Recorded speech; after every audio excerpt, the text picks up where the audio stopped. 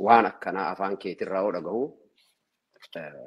تاري والتجي أمتا كأني دقهن كأتي كفت دقيت الرتي يوكان أبو بكالان يوكان أبو جوار وبونا هو كتجرني تبتني وجراتا إن بيكو أوروبا تندبني والتجيان دقي أمريكا تلي وبونا هي كتوانجر كانوا دقيني نجايا نبرباتشسا كان نجافن والتجين سنرت كان أني أرجمي أصله دفن كان هاسان دم أورمو تبي أني كيس جراد دفن والتجي سنجبات هين هاسف أمني كوني سمر راين أما لجي أكنا من ميديا تكتمو وان إنسان قدي بهاني نمن دبني تكو قدي بهاني قافي قراني يستونو برجاجي قدا هواسا كيستي أمو داسين جربون Ifama wajjin bonkar addaan siftuun barbaadne malee absiisa kooyyuu barbaadaan ture akka jirutti kanan barreeffadhetu jira. Ofii isaaniitii waamicha kana dabarsuu tun taane Awurooppaatti yeroo sana nama tokko qofaadha. Awurooppaa bakka kam magaalaa kam? Faransaayatti fakkaataa qabsiisa fakkaataa miti. Injiru Faransaayittis hin jenne, Jarmanittis hin jenne, Oslottis hin jenne, asittis hin jenne. Waboon haa hiikkatu hin jenne jarsa. Kana dhibbarraa dhibbaan jala mureessitti hima. Waltajjii kamirrattuu maqaa waboo jedhaniitu maqaan dhoyne. Ijoollee san yeroo dubbatanuu eeggachaa dubbatan.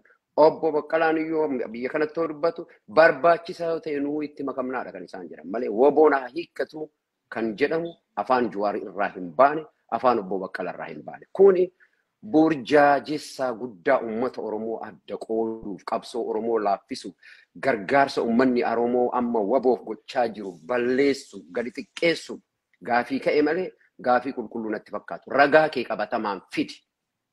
Waltajjii natti fakkaata dhuunfee qabatamaan amma jecha kana situ fidi jechaan ifaasamu kun uummata Oromootti faca'aa jira laayiviidha jettee jirta. Waltajjii kanarratti jettee akka gaazexeessaa tokkotti fiduutti sirra jira malee jettee waltajjii irratti fiddee akka na gaafattu hin barbaadu. Qabsiisa qabsiisa hedduu waan qabu keessa na jala oollee malee baala gaafii dhumti keetu maal sana ilaala ture miti atuu waboo.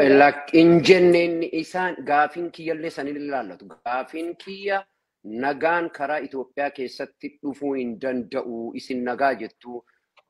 Mootummaan kun hin jigaa mootummaan kun yoo jige maal nu miidhaan mayyuu du'aa jirraa faayidaa nuun qabu jigee jiraate faayidaa nuun qabu jedheen amana ani akka Muktaaritti kan nu baasu waraana qawweedha jedheen amana jedheen gaafadhe malee waboon haa diigamu jarrillee hin jenne gaafiin ani gaafadhelleen deebiin ani argadhelleen karaan isaan nu baasa jedhaniin isaan akka yaada isaaniitti Oromoo kanatu baasa.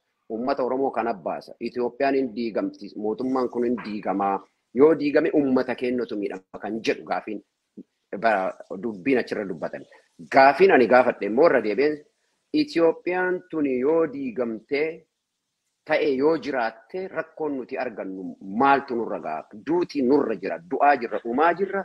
Itoophiyaa san keessatti nagaan kabajaan jiraachuudhaaf humna qawwee liyyuu haayilii Amaaraa liyyuu haayilii Sumaalee, liyyuu haayilii kan Tigraay hundu Sidaamaan kan ofii qabaa.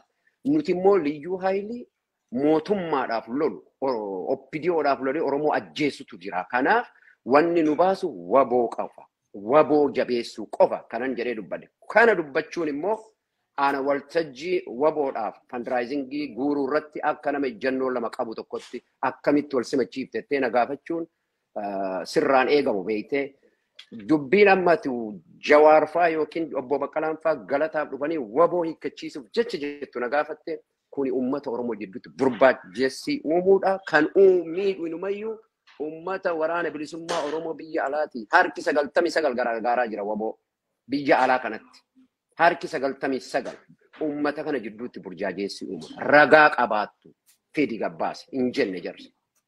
Amma yaada akkasii tokko jedheen eegdee malee qabadheen yaadan ture. Lakki yaada wanni ati akka gaazexeessaa tokkotti waan tangible waan qabatamaa ta'e fidee dhufu sirra jira beektaa.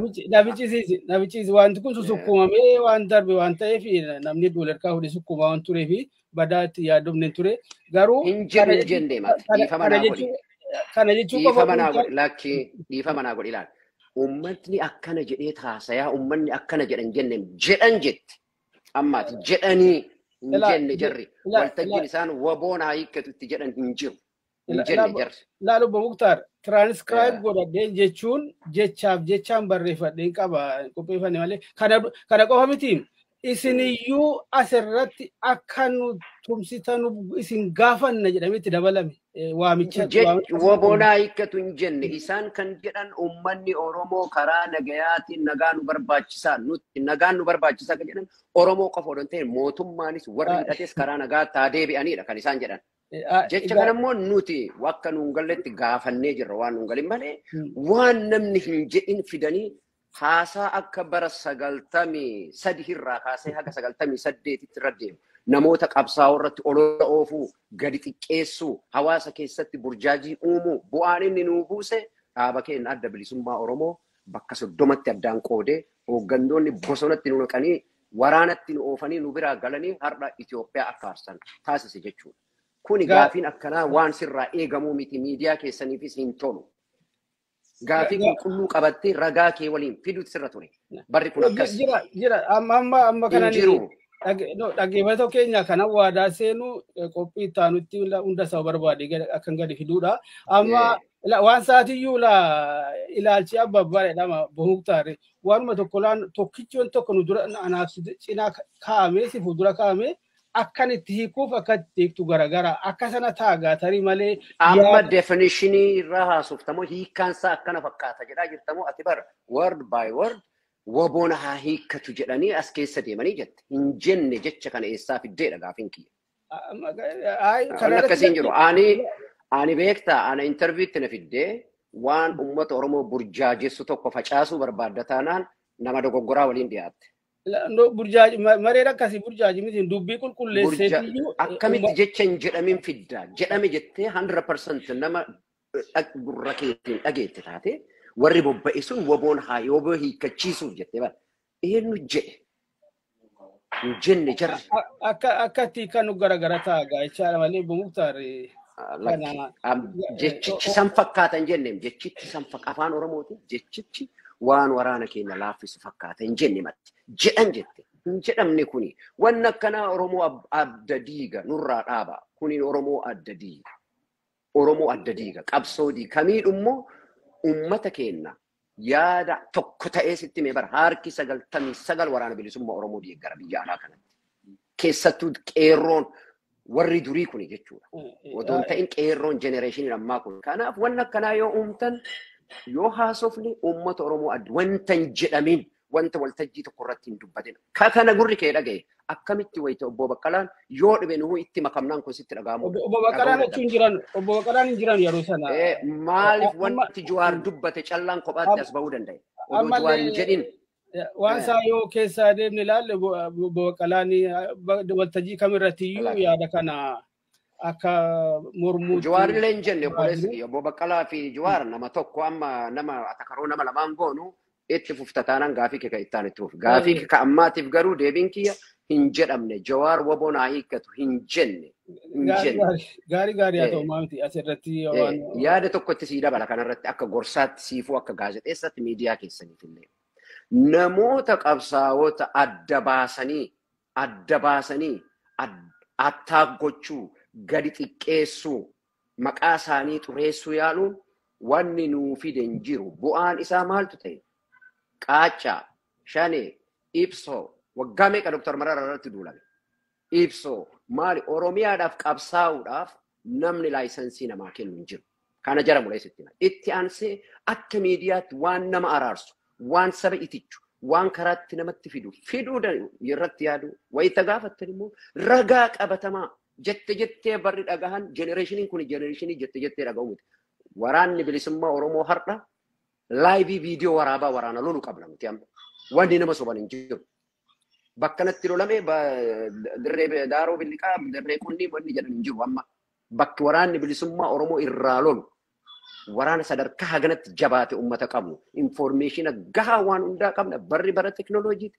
wanti waltajjii irratti Jawaar dubbate martinuu waraabamee jira ijjannoo isaati yaada isaati biyyi tun yoo kufte nurratti kufti jenne aan immoo kufuun isiillee jiraachuun isiillee nun fayyaduu homaa duuti keenya itti kufee jira kanaaf kan nu baasu waraana keenya waboodha jedheen itti deebise. Kanaaf waan kanarratti hojjedha.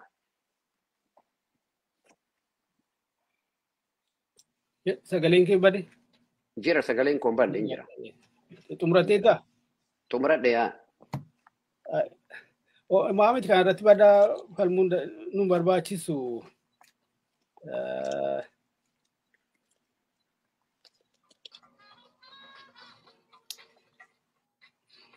waan tokkoon silaa gadi baachuu barbaadeen ture. Amma gaa intervii keenya itti fufna. Waan ittiin qophaa'in amma fiduun hin danda'amu beektaa? Gaarii lakkii maamiti kun otoo dubbannu immoo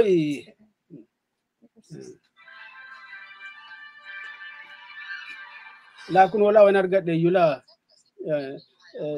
Jawaar Mohaammed illee maqaa namaa dha'uun barbaadu Muktaar. Bakka isin waboon hiikkachuu sagantaa waboon hiikkachiisuu jedhu san fidi. Yaadan kaasa malee maqaa namaa dha'uun barbaadu. Jawaar Mohaammed Tigiluu atdaggifu ndaadaggifu jedheetii waamicha dabarsee miidiyaa tokko irratti. Eenyutu jedhe? Eenyutu jedhe? Miidoo. Jawaartu jedhe? Miidoo ilaa. Lakki eenyutu jedhe akkas jedhe? Eenyu jedhe? Isa kootii godhaniitu barreessan. Lakki natti Jawaartu jedhe afaan Jawaar irraa kuni akkasitti kootii godhanii deebisanii. Please obbo Tasfaayee. Kun nu haa ga'u. Nu ga'u lakki clear gochuun qaba. Jawaar hin jenne kuni ajandaa waan ta'e agartee ta'e jettanii waan qopheessitan qabdan malee Jawaar kana hin jenne. Amaarri Indiyaala yookaan immoo yoo miidiyaan biraa miidiyaan Amaaraa jedhe ka inni afaan isaatiin dhageette jira. Kun hin barbaachisu ummatichi waan dhagaa jiru waan beekuuf wal nu falmisiisu.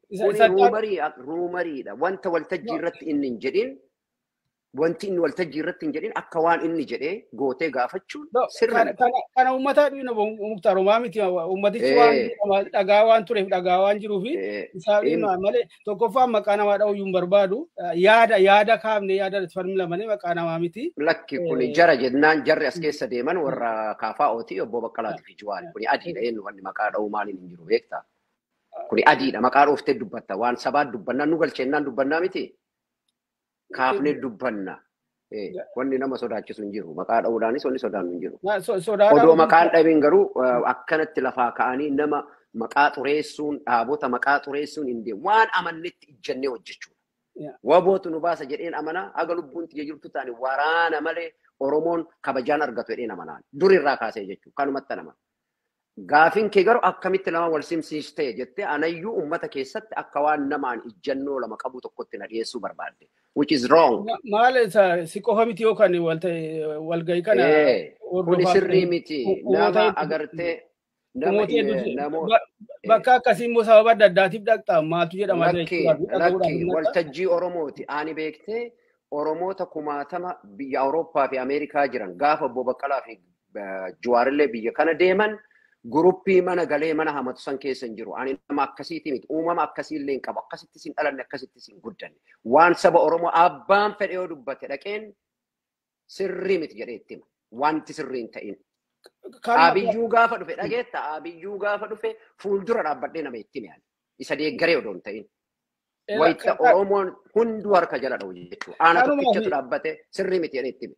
Kuni akkamitti lamaan wal simsiifte nan jechuudha. Waboo fi sorii guuruu dhufte Jawaariinis immoo deeggartee which is wrong kuni agartee joornaalistii yookiin nama gaazexeessaa ofiin jedhurraa hin eegamu aadaa akkasii dhaabaa. Aadaa kanaan qabsoo Oromoo biyya alaa kanatti akka diigamnu nu gootan dhaabaa warri isin joornaalistii ofiin jettan baabsan kun isin bira jira. VOA keessa jira. Takka ragaadhaan himuu dandeenye. Tumsuu nama tokko tuuluu wayita jaarmiyaan wal lole wayita jaarmiyaan namni hawaasni wal lole. Karaa inni irratti araaramu irratti barbaadu waan tokko keessaa bute waan miidiyaan Amaaraa abjuu isaa haasa'e fiddee Jawaartu jedhe jettee waan warra Baqqalaatu jettee akkasitti nama amansiisuuf yaalu tarii nama dogoggoraa waliin dhiyaate. Obbo Muktaar kana irratti nama amansiisuudhaan nama uummatichi waan dhaga'e isatiyyuu alanfatee analaayiz godhatee isatu murteeffata malee. Namni dirqiitti nama amansiisu. Kun asumaan kana dhaabatu yaada taanutti dabarraa Awurooppaan egaa keessa jiraata. Tubeeta Noorween jiraata. Biyyoonni Awurooppaa kun immoo xixiqqaadha wuti jechuun walitti dhiyoo jirtu wal keessa adeemtu jedhan amanaa akkas naannoo keenya kanallee walirraan fagaatu. As immoo torban lama keessa jirtan itti fakkaata erga gara Ameerikaa kaabaa kana dhuftee asittis walgahii garaagaraa irratti iventii garaagaraa irrattis hirmaachaa turte si kaaseera tumsa obbo irrattis waltajjii irra teessee turte sanaan achitti egaa bakka garaagaraatti namoota wajjinis wal argitaa interaakti gochaa jirta. Haala akkasii kana keessatti waanuma amma adeemaa jiru egaa wanni dhoksuu hin dandeenye xiqqoo ishee burjaajiin hin jira namni yaadni harka wal dha'uun hin jira. Sana tasgabbeessuu irratti malaa kan waan jedhaadhu waan otuu waan hunda immoo marree immoo adeemuun nun baaftu ifatti walii calallee walii agarsiisaa adeemuutu gaariidha kan jedhuudhaan kuni. Turtii kana keessatti waanuma argaa fi dhagaa turte keessaa kan si gammachiise maali kan si gaddisiise jira kan abdii si tore maali kan immoo yaaduu keessa galche jira meeshee kana irratti immoo yaada kee. Kuni agartee ani amma wanni abdii na kutachise tokkollee hin jiru baay'ee na gammachiisa. Ani biyya kana yeroo hunda dhufa waggaadhaan dhufa. Amma biyya alaa kanatti uummatni Oromoo diyaaspooraan kun akka itti jiru sagantaa kanarratti qofatti miti kan hin beeku. Waan hedduu waliin hojjechaa jirra biyya alaa kanatti wal quba qabnaa. Uummanni Oromoo Oromiyaaf saba isaatiif waan barbaachisu karaa nu baasu jennee hundi keenyaa karaa itti amannuun sochoonu. Akka duratti sitti irra jireessi sin jedha. Irra jireessi namaa keessattuu dhaloonni qubee hedduun namaa karaan nu baasu karaa waboo qofa jedhee waraana bilisummaa Oromoo gargaaraa jira. Kuni abdii guddaa namatti hora.